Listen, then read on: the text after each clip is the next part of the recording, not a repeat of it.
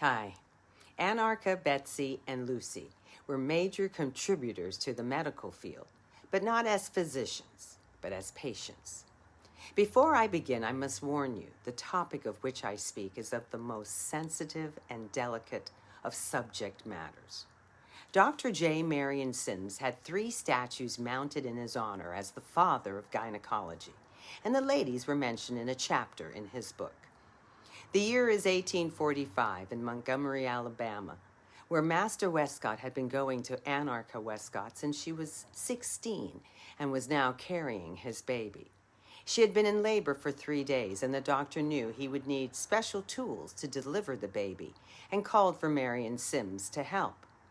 Because she had been in labor for 3 days, it was too much strain for her uterus, and the walls protecting it ripped, leaving her unable to control bodily functions. When Dr. Sims arrived, he told Anarcha there wasn't anything he could do, and left. After all, she was only a slave. A few days later, a white woman falls off a horse and throws her pelvis out of alignment. Dr. Sims, upon examining her, recalls something from school and is able to readjust the pelvis. He realizes immediately that he may be able to help Anarcha after all, and insists Master Westcott bring her back to his clinic. Dr. Sims now believes he's on his way to making history, enlists people with the same affliction to come to his clinic. Betsy and Lucy had the exact same ailment and meet Anarcha at the hospital and are hopeful for the future. The operation was to begin the next day, and Lucy was going to be the first. The hospital had doctors from all over to watch this amazing operation.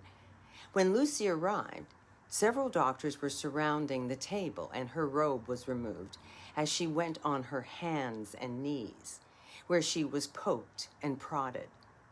Then Dr. Sims says, "We'll make a small incision here." Now, what we know now as an anesthesia was not known to Dr. Sims, so none was used. The ladies in the other room were startled by a blood-curdling scream by Lucy, and the room went dead silent. An hour later, Lucy is brought in to rest. 10 days later, Dr. Sims realizes the problem still exists and is not fixed. He says he has a lot of slaves with the ailment, so he will be able to perfect his technique. Unfortunately, it was easier said than done. Doctors stopped coming to watch.